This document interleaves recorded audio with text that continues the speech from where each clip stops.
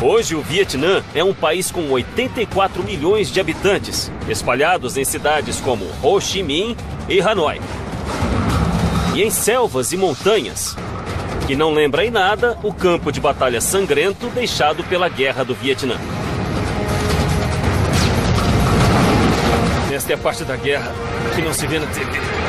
Mas ainda existe um mundo secreto daquela era escondida no subsolo. Com 113 quilômetros de túneis escavados à mão, eu não sei como lutaram uma guerra aqui embaixo, nem como ganharam. Um centro de comando Vietcong repleto de armadilhas. Cara, que apertado. Eu não sei como alguém não se perderia aqui embaixo. Cavernas transformadas em quartéis generais militares secretos. Insanidade é enorme, hein? E uma casa-mata secreta que era um elo para o Pentágono. Este era o último foco de resistência, bem aqui, nestes corredores. O Vietnã era o local perfeito para uma guerra subterrânea, onde ela foi travada e vencida. A guerra que você conhece da TV e do cinema não mostrou nada disso. Vamos voltar no tempo, em Cidades Ocultas, Vietnã.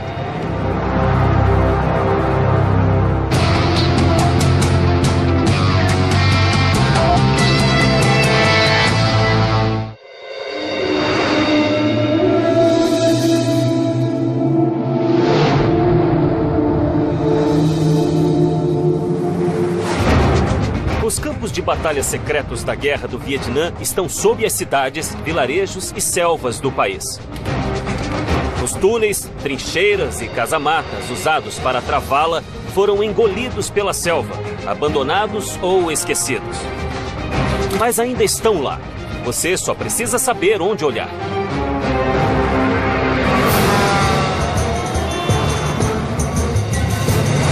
Eu sou Don Wildman, estou na cidade de Ho Chi Minh, no Vietnã.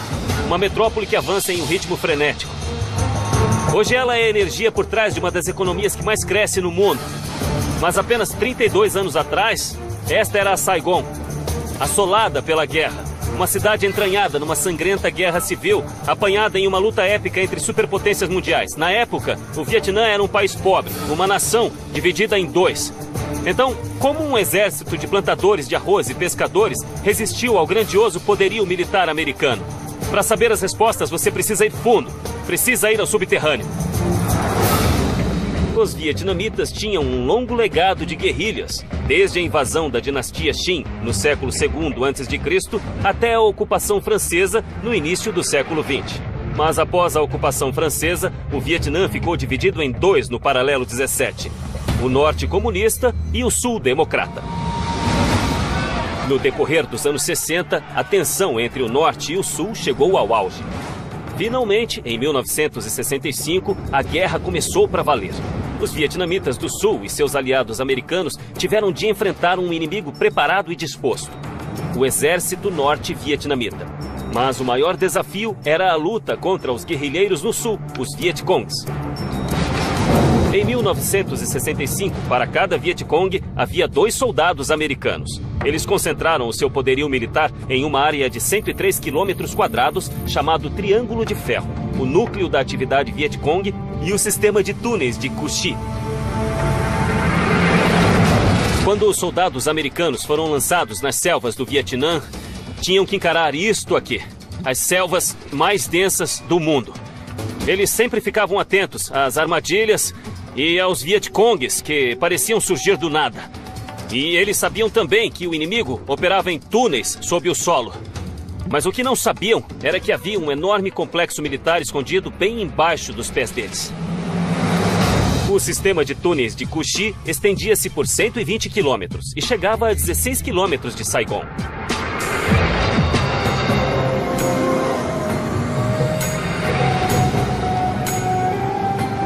Grande parte do sistema foi destruída por bombas.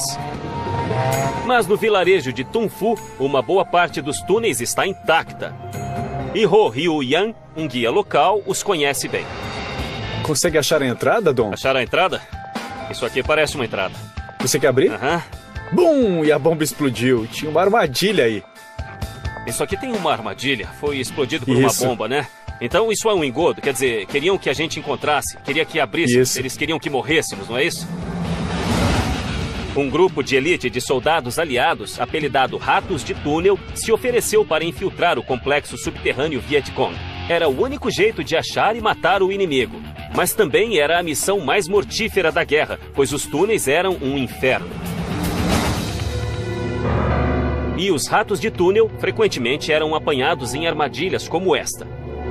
A entrada falsa tinha uma granada de mão presa a ela, que explodia quando a tampa era levantada. Outro truque simples era prender um arame a uma caixa de escorpiões ou escavar um buraco dentro do túnel e enchê-lo com estacas de bambu. A queda não era fatal. Portanto, as estacas eram mergulhadas em fezes, garantindo morte por infecção.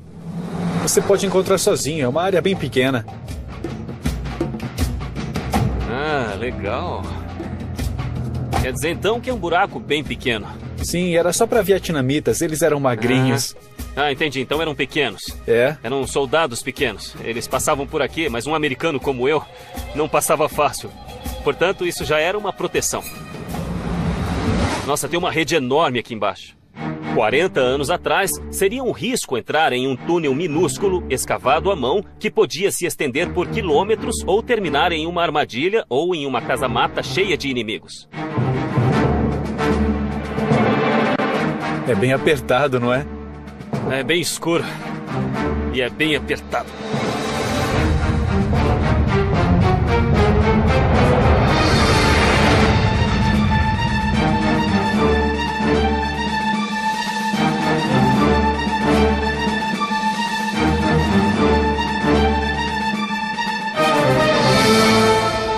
Nossa, isso é muito mais apertado do que eu imaginava.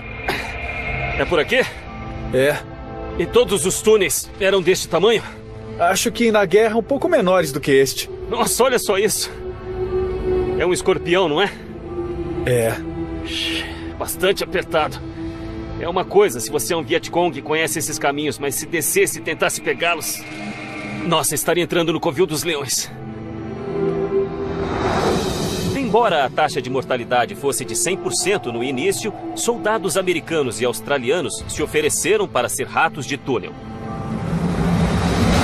Eles entravam aqui armados apenas com uma lanterna, um 38 e uma faca, e infiltravam os túneis para obter informações ou destruir o inimigo. O combate era brutal, mano a mano, em um lugar apertado, em túneis escuros. E em cada canto havia uma emboscada, uma armadilha ou um explosivo. Fora os escorpiões e as cobras.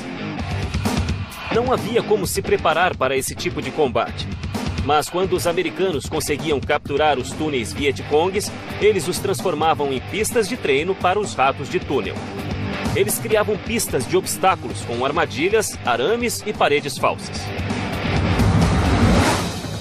É muito apertado. E muito comprido. Olha... Tem até morcegos aqui.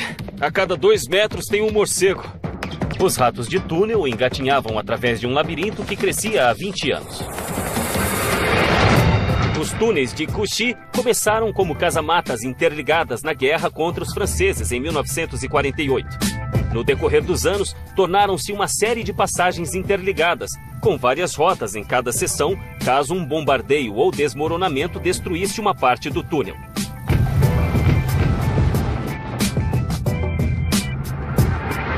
Defesas básicas foram instaladas. As passagens principais se cruzavam para flectir explosões e a cada 100 metros havia buracos rasos, cheios de água, que absorviam os gases de granadas de gás lacrimogênio e bombas de fumaça. Em certos lugares, os túneis tinham 4 níveis de profundidade, 10 metros sob a superfície. Havia bombardeios de B-52 por todo o lado e isso a apenas, eu não sei, uns 4,5 metros acima da nossa cabeça. E esses túneis eram construídos para absorver esse tipo de impacto. Foi um projeto enorme. Os trabalhadores cuidavam dos arrozais de dia e à noite escavavam os túneis. Cada homem escavava quase 1 metro cúbico por dia, cerca de 6 carrinhos. Mas como a terra apareceria nas fotografias aéreas, tinha de ser escondida, em crateras de bombas, arrozais ou era coberta de folhas. Leva só 1 minuto para engatinhar 10 metros aqui, mas escavar essa distância levaria um dia inteiro. Era um trabalho duro e lento, e os túneis eram feitos do menor tamanho possível, 1,20 m de largura e de 90 centímetros a 1,80 m de altura. As dimensões eram cruciais para evitar desmoronamentos quando tanques passavam por cima deles. O teto dos túneis e das câmaras eram menores do que a área das esteiras dos tanques. Assim, os tanques sempre estariam sobre terreno sólido. O peso era distribuído por igual e os túneis ficavam intactos. E isso era essencial ao esforço de guerra dos Vietcongues, que possuíam 3 quartéis generais, inúmeras fábricas de bombas e milhares de guerrilheiros nos túneis. Olha aqui. Isso vai até uma câmara aqui embaixo, hein? Mas o que é isso aqui? É a casamata de combate. Dá pra ver a luz do dia. É, dá. Eu tô vendo a selva e essa porcaria de morcego. Então, se estivesse lutando, eu atiraria por aqui. Daqui seria possível ver o inimigo e podia ir a outro lugar para atirar. Ok. Então eles podiam informar a localização do inimigo. Isso mesmo. Os Vietcongues escondiam as casamatas, fazendo formigueiros de mentira com a terra. Mas ainda assim, corriam o risco de serem vistos pelo inimigo. Se você podia ver o inimigo podia ver você.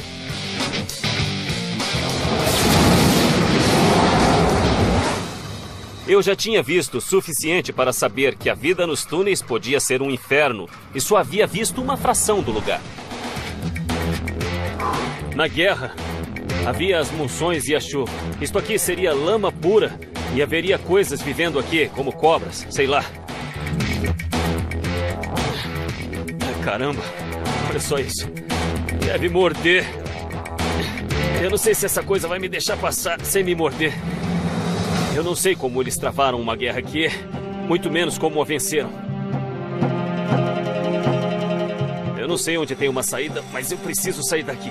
Mas, por mais bem construídos que os túneis fossem, grande parte dos combates ainda acontecia em terra. E dentre os 16 mil Vietcongues que operavam nos túneis, apenas 6 mil sobreviveram. Esta foi a verdadeira história da Guerra do Vietnã. Os restos enterrados de um exército de guerrilheiros que conseguiu derrotar a maior força militar do planeta.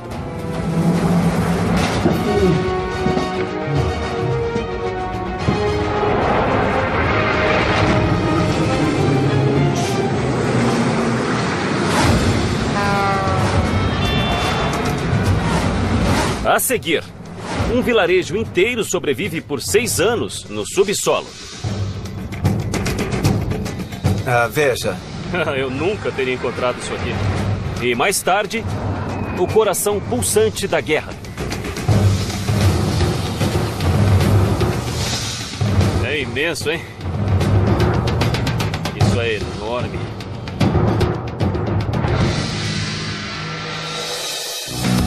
Em outubro de 1967, os militares americanos haviam construído mais de 40 fábricas de sorvete no Vietnã, na tentativa de fazer os soldados se sentirem mais em casa.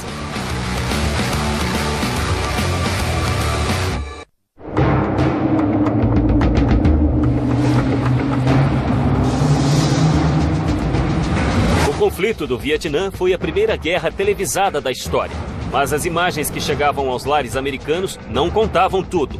As selvas e arrozais que víamos na TV escondiam uma frente de batalha subterrânea. Durante a Guerra do Vietnã, a maioria das pessoas vivia em cidades como esta. Mas até os vilarejos comuns podiam se tornar alvos do bombardeio americano e muitos desapareceram. Mas um vilarejo extraordinário ao norte da zona desmilitarizada descobriu um jeito de sobreviver, indo para o subsolo.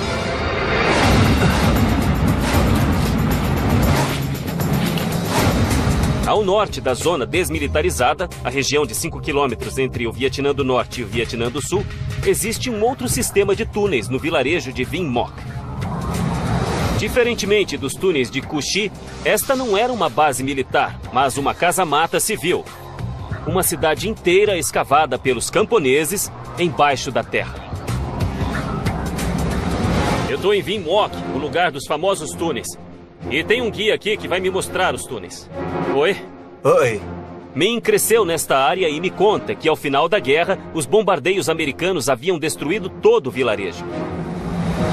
Essas são bombas que não explodiram? São bombas que não explodiram. Rapaz, isso põe tudo em perspectiva mesmo, hein? Qual é o peso dessa bomba? Bom, é bem pesada, tem 900 quilos. Quantas bombas caíram nesta área, eles sabem? 1 milhão de toneladas. 1 milhão? Caíram em toda esta área. Uma bomba de 900 quilos lançada por um B-52 deixou esta cratera enorme. Apenas uma entre muitas espalhadas pelo vilarejo. Mas por que este vilarejo sofreu tantos ataques?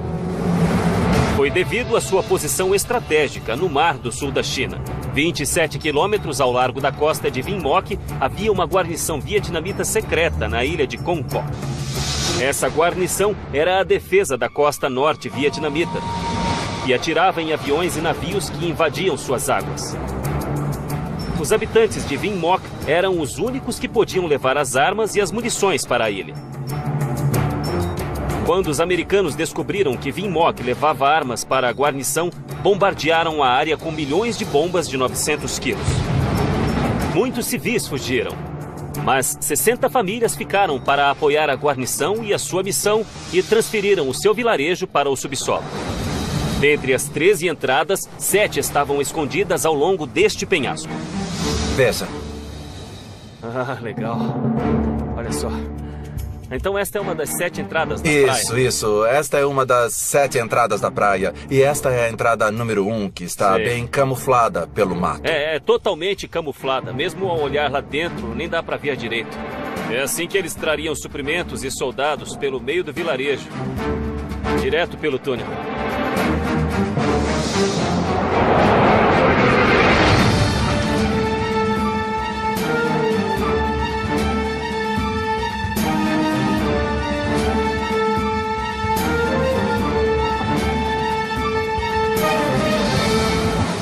Enquanto fugiam das bombas e continuavam a fornecer suprimentos para os Vietcongs em Con Co, cidadãos comuns conseguiram construir um sistema de túneis enormes à mão. Levou 18 meses de trabalho, mas quando terminaram, tinham criado uma comunidade subterrânea. Eu acho que é água doce. Os túneis têm apenas 1,5 km de comprimento, mas o sistema tem 3 níveis e o mais baixo fica 24 metros abaixo da superfície. A profundidade era essencial, pois um bombardeio de um B-52 criaria uma cratera de 4,5 metros de profundidade. Quando as bombas caíam, todos desciam ao 3º nível, onde até as bombas mais potentes não podiam alcançar. Então era assim. Era aqui que eles escavavam a terra. E dá para sentir a argila úmida. Olha só como isso aqui é mole. Quase dá para escavar com as mãos mesmo. É lama pura. Mas é densa, muito densa.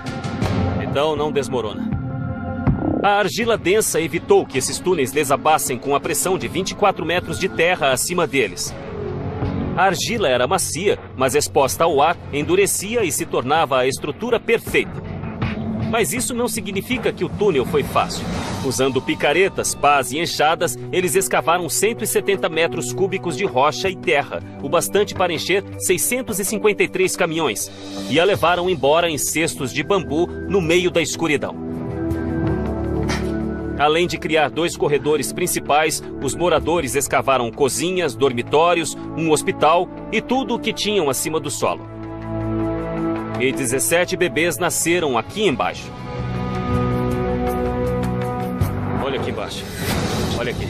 Eles até fizeram um sistema de escoamento de esgoto para a água escoar daqui. E, além de aguentar as bombas, havia monções e tudo mais que um vilarejo normal teria.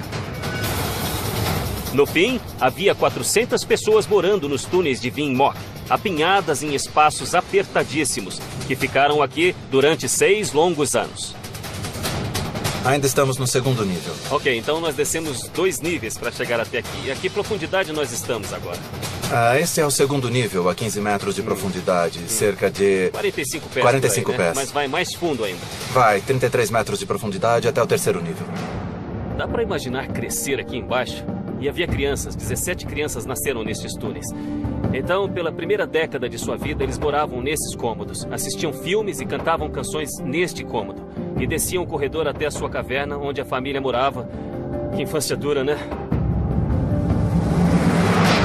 Os camponeses que moravam aqui 40 anos atrás não estavam apenas se escondendo, esperando o fim da guerra.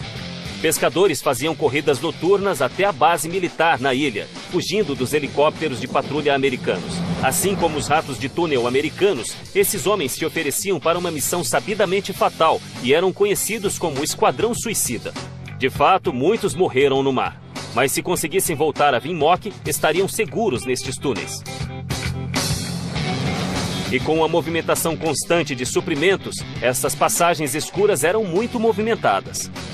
Então eles inventaram um sistema para evitar congestionamentos. Me explica uma coisa. Para que estes espaços pequenos eram usados? Eram para dar passagem. Eles serviam para isso. Ok, então havia trânsito aqui embaixo. Isso. Porque havia muita gente indo e vindo. Isso. E então as pessoas ficavam aqui para os outros passarem. Pode passar. Era prático. Já que Vinmoc ficava no meio do território inimigo, uma invasão por terra das forças americanas era muito arriscada. Então eles lançaram milhões de toneladas de bombas.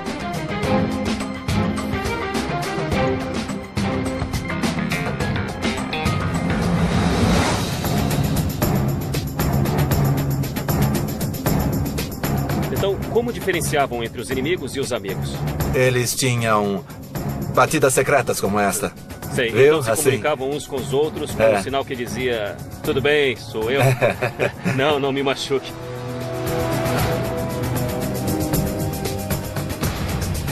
Eu não sei como alguém não se perderia aqui embaixo se não soubesse onde estava indo. Entrei, passei por vários níveis de túneis e casamatas e saí. Foi um labirinto confuso, e essa era a ideia. Forasteiros nunca encontrariam o caminho.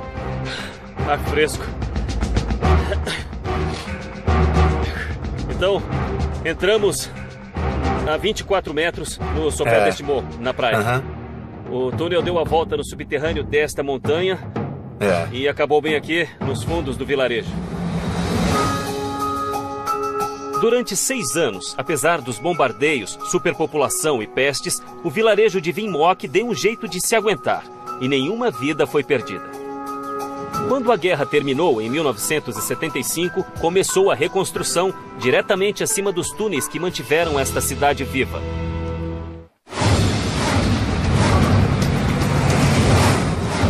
A seguir, um centro de comando militar ultra secreto escondido dentro de uma caverna. Isto é uma base militar inteira, toda uma operação subterrânea, certo? Isso mesmo. E depois, na zona desmilitarizada, cada casamata é um campo de batalha. Realmente, isto é uma parte da guerra que você não vê na TV.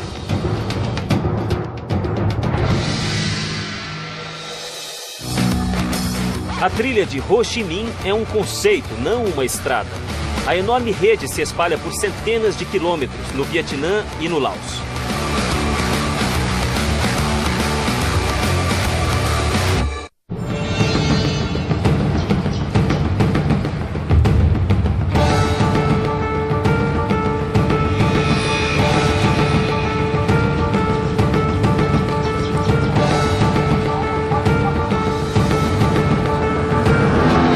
Vietcongues estavam lutando em sua própria casa. Eles conheciam o terreno.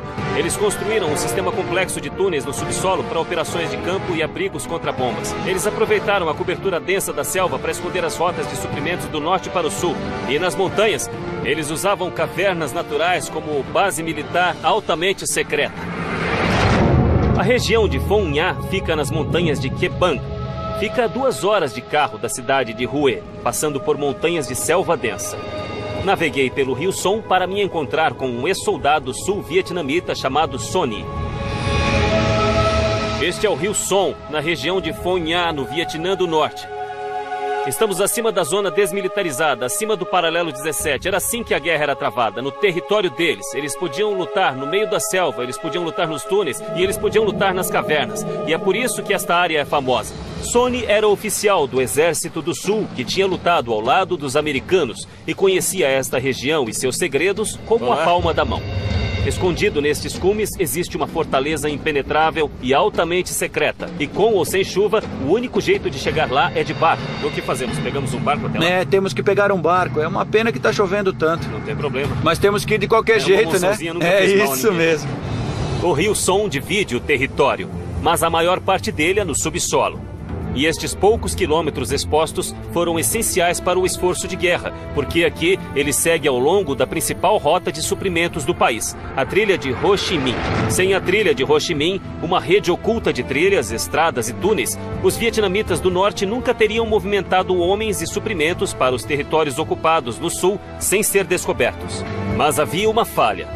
As caravanas norte-vietnamitas indo para o sul tinham de deixar a segurança da trilha e atravessar o rio Son, fazendo dele o alvo favorito para os Estados Unidos e os aliados, que lançavam até 800 quilos de projéteis por dia.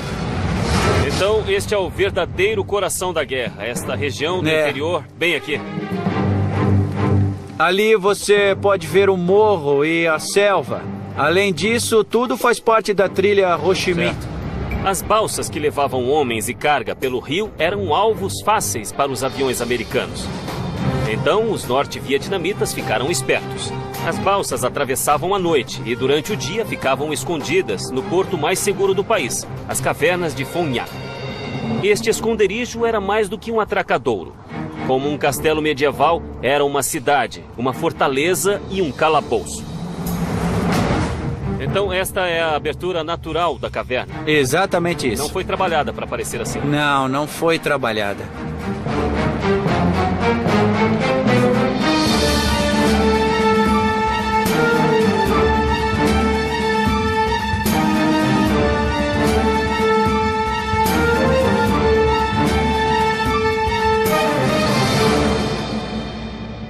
É enorme.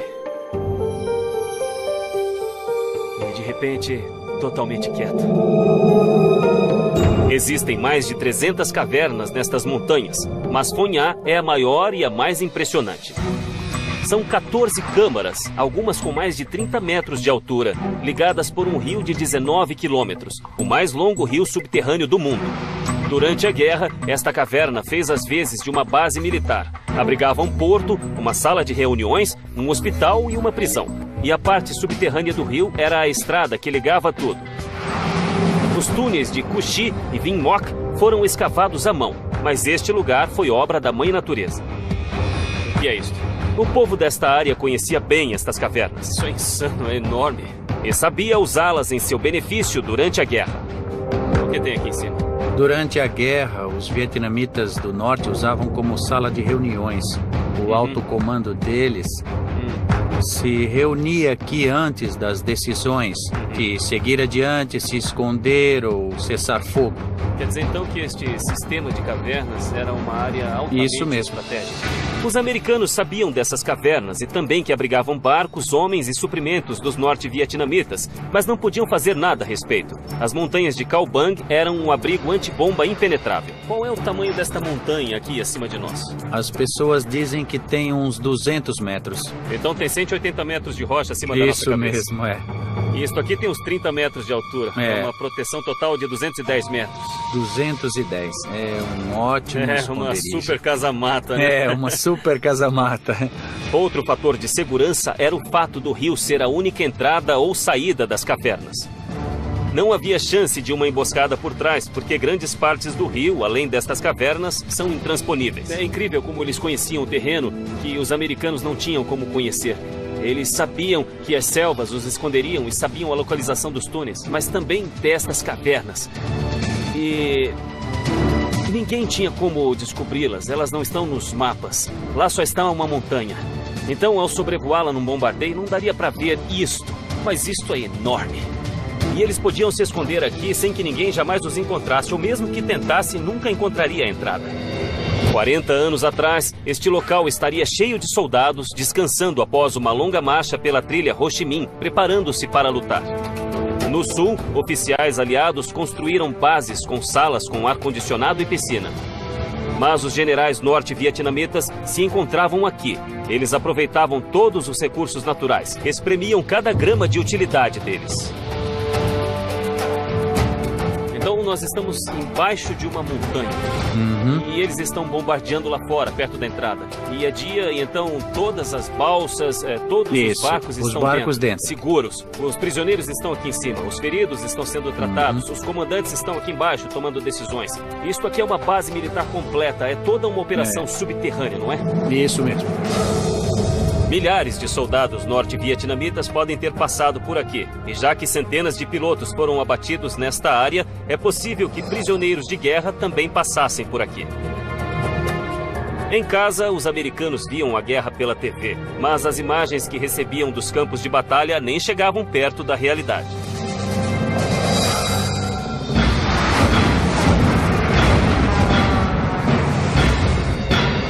A seguir, a casamata perdida na zona desmilitarizada. Estas seriam as posições de tiro para os soldados. Eles se posicionariam deste jeito, atirando para todo lado. E depois, você pode até imaginar isso aqui é como um mini pentágono. E quanto mais nos aproximávamos dos anos 70, mais desesperadas as coisas ficavam. A Casa Branca sul-vietnamita vai para o subterrâneo.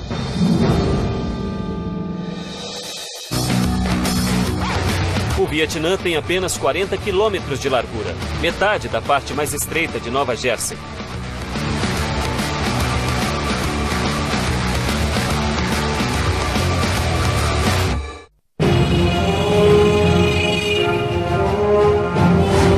Durante a Guerra do Vietnã, cada centímetro do país era um alvo militar. As cidades grandes, os pequenos vilarejos e até as cavernas remotas. Mas dentre todos os lugares bombardeados e queimados, não havia nada tão mortífero quanto a fronteira, a zona desmilitarizada. Esta ponte atravessa o rio Ben Hai no paralelo 17. Ele demarca o ponto central da chamada zona desmilitarizada. Toda esta região era para ser uma área pacífica entre o norte e o sul, mas durante quase uma década foi um inferno na terra. Foi praticamente explodida para o além. Tinha milhões de minas terrestres, incontáveis casamatas e quilômetros de trincheiras. Essencialmente era uma terra de ninguém. E até hoje, evidências de seu passado sombrio ainda se encontram no subsolo. Apesar do nome, a zona desmilitarizada se tornou uma das áreas mais militarizadas do mundo.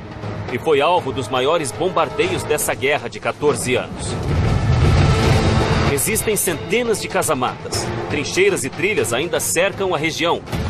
Mas desde então, muitas foram preenchidas, cobertas ou engolidas pela selva e são impossíveis de encontrar. Eu me encontrei com Sony de novo em Hue. Arranjou umas motos para nós. Mas precisa pôr isto aqui. Obrigado. Hue é uma cidade estratégica ao sul da zona desmilitarizada e alguns dos combates mais ferozes da guerra foram travados para controlá-la. Então vamos lá. A Rota 1 corta a zona desmilitarizada ao meio e é a única estrada que vai de Hanoi a Saigon. E a cidade de Hue fica bem no meio das duas. Quando os norte-vietnamitas atacaram, eles vieram direto por essa estrada? É, isso mesmo. Centenas de casamatas subterrâneas protegiam as rotas levando à cidade. Se o norte quisesse infiltrar o sul, precisava usar esta estrada e para fazer isso, era preciso destruir as casamatas uma a uma. Viajando pela estrada, é difícil ver as velhas casamatas, mas graças à experiência de Sony durante a guerra, ele conseguiu encontrar uma. Ô Sony, esta aqui é a casamata? É. Essas casamatas defendem toda a Rota 1 por todo o caminho, é isso? A Rota 1, a trilha, o rio e a via fluvial. Claro, e esse é um outro rio, mas realmente dá pra ver... Isso quer dizer que ficaria coberto pelas copas das árvores, né? Nem daria pra saber que estava aqui. Agora, olha só as posições de tiro. Dá pra entrar aqui?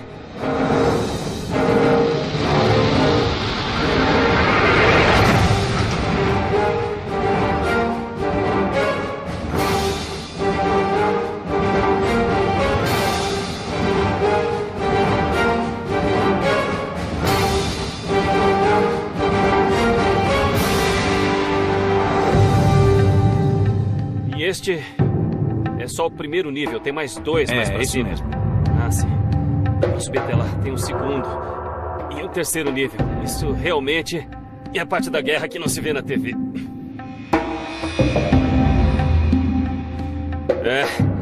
Realmente dá pra ver toda a operação daqui de cima. Olha só como a cada 20 graus dá pra ver a outra parte do campo de batalha. E o incrível é que aquilo ali é um vilarejo. Era isto que essa posição protegia, esta ponte e o vilarejo. Houve muitos combates aqui. Olha só para isso. A casamata ainda está aqui 40 anos depois. Ela sobreviveu a muitos morteiros e muitas bombas. E dá para ver por quê. Olha só isto. Tudo aqui está repleto de vergalhões. Ele cria uma rede de aço. Aço e concreto. Não é à toa que ainda esteja aqui. Esta casamata tem 3 níveis. O primeiro é o maior, com posições de tiro de frente para o rio, a ponte e a estrada. O segundo nível e o terceiro eram postos avançados, onde soldados observavam posições inimigas. Estas casamatas suportaram muitos bombardeios.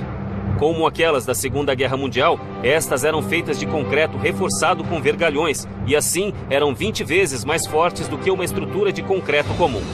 40 anos atrás, estas casamatas estariam repletas de soldados americanos e sul-vietnamitas fugindo da artilharia norte-vietnamita. Quando Sony era da infantaria, teria enfrentado de frente todo o caos que o cercava. A missão dos soldados que ficavam aqui era proteger aquela ponte, as estradas e as vias fluviais. A maior parte do tempo, os soldados baseados aqui ficavam fora da casamata até haver um bombardeio pesado. Está vendo estas posições de tiro aqui? Era onde um soldado se posicionava. Sim, então havia um soldado posicionado em cada mesmo. Uma destas aberturas. Isso. E isto aqui serve para apoiar a metralhadora. As aberturas estavam posicionadas de maneira que os soldados do Exército do Sul pudessem observar a movimentação de Vietcongs, os guerrilheiros infiltrados. Mas por dentro, a visibilidade das casamatas era ruim. Então os soldados só entravam quando estavam sob fogo pesado. Então era sob ataque pesado, morteiros... Sim. Ou outra artilharia de longo alcance do Vietnã do Norte, só aí entrava. Tá, mas me diga, como era para os soldados lutar aqui dentro? As pessoas aqui dentro ficavam feridas porque acabavam estourando os tímpanos. Sim, então a casamata podia até aguentar uma onda de choque, mas as pessoas dentro dela podiam ser feridas e até mortas. Certo. Essas casamatas eram feitas para proteger os soldados dos estilhaços de granadas lançadas por foguete dos vietnamitas do Norte, disparadas a 1000 km/h. Mas o maior problema eram as ondas de choque, as ondas de som que penetravam as casamatas. Se uma granada chegasse a até 1 metro da casamata, sua explosão tinha uma intensidade sonora de 158 decibéis. O tímpano humano pode se romper a 150 decibéis. Então a pressão causada pela bomba frequentemente causava a ruptura e sangramento dos ouvidos dos soldados. Muitos soldados americanos voltaram para casa com transtorno de estresse pós-traumático, perda de audição ou até danos cerebrais. Mas era inevitável. Para ver o inimigo e disparar contra ele, os soldados arriscavam perder a audição e às vezes a própria vida. Olha só isso aqui. Todos têm insígnias, eram as posições de cada um dos soldados. Eles ficavam posicionados assim, atirando para todo lado. Quando os Vietcongs passavam o paralelo 17, a caminho do sul, eles venciam esses confrontos, essas batalhas para tomar fortes como estas pequenas casamatas. E foi assim que eles tomaram o país. Uma casamata de cada vez.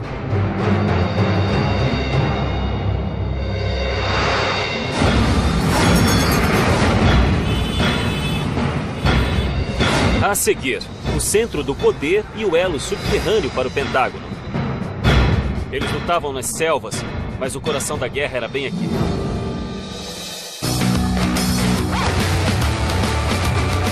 O Vietnã é o segundo maior exportador de café do mundo.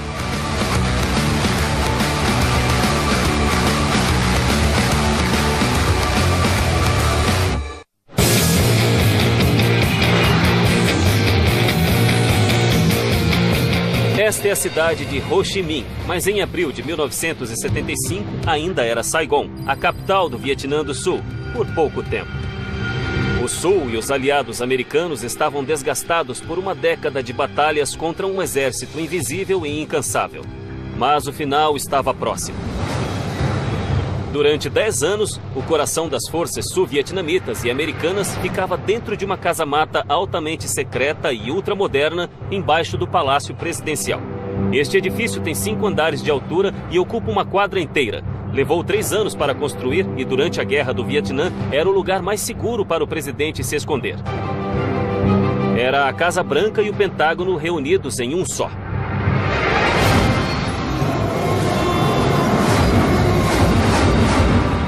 Oi, Zung. Olá, um prazer conhecê-lo. Obrigado, é meu também. Então, esta é a Casa Branca vietnamita. É a Casa Branca sul-vietnamita. Durante a guerra, era daqui que partiam comandos que mandavam centenas para a morte. Esta é a sala do presidente. Quer dizer que este aqui é o salão oval do Sim. presidente vietnamita. Mas havia uma guerra e o local era muito exposto. Ao primeiro sinal de perigo, o presidente e seus homens desciam esta escadaria secreta até um sinistro mundo paralelo. Verdadeiro centro de poder durante a guerra. Somos a primeira equipe de TV ocidental desde a Guerra do Vietnã a ter acesso aos cômodos secretos sob o Palácio Presidencial.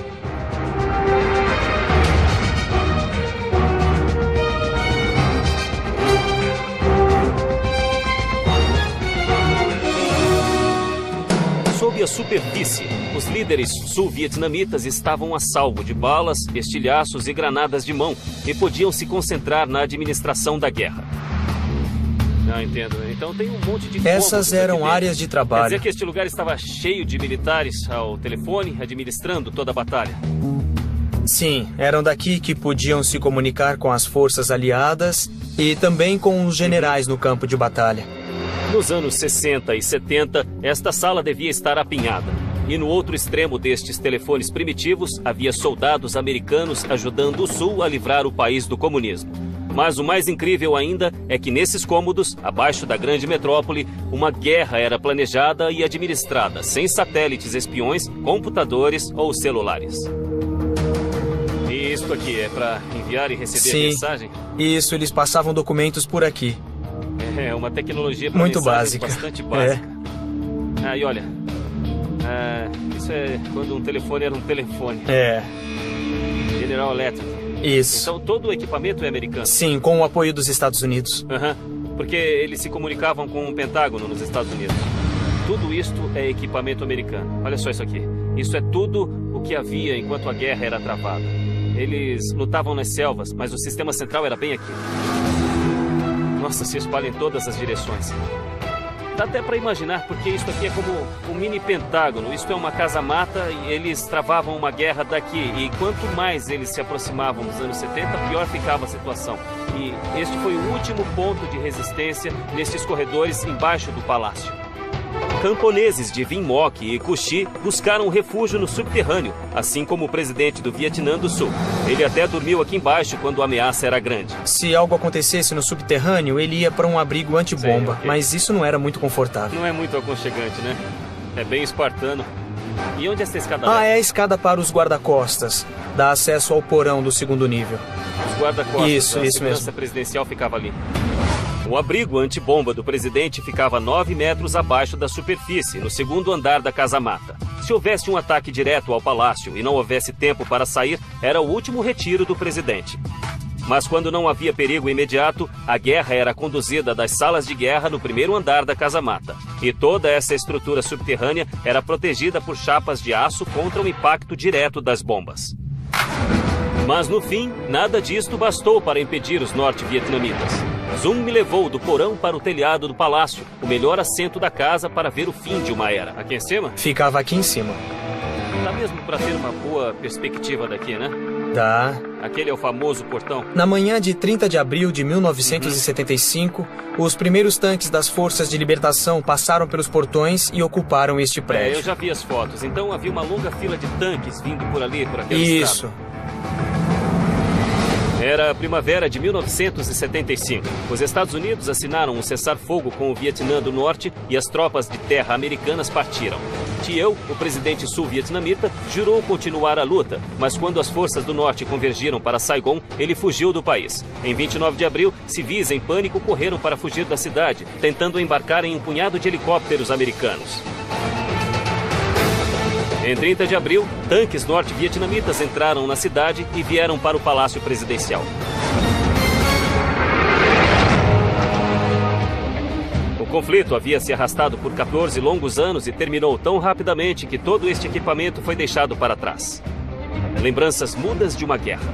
O Palácio da Independência foi rebatizado de Palácio da Reunificação, sob o novo governo da República Socialista do Vietnã. E tudo isto, a Fortaleza do Porão, Os túneis, as trincheiras, as cavernas são testemunhas do nascimento doloroso de uma nação que não existiria hoje sem antigas técnicas de engenharia e o desejo de um povo viver e lutar nas cidades ocultas.